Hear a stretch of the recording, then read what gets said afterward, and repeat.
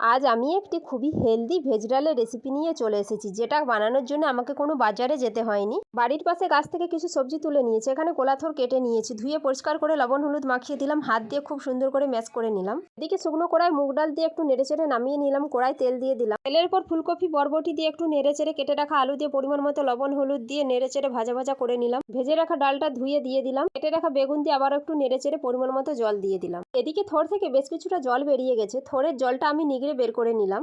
ডালটা কিছুক্ষণ ফুটে গেলে আদা সেদ্ধ হলে থোড়টা আমি উপর দিয়ে দিলাম।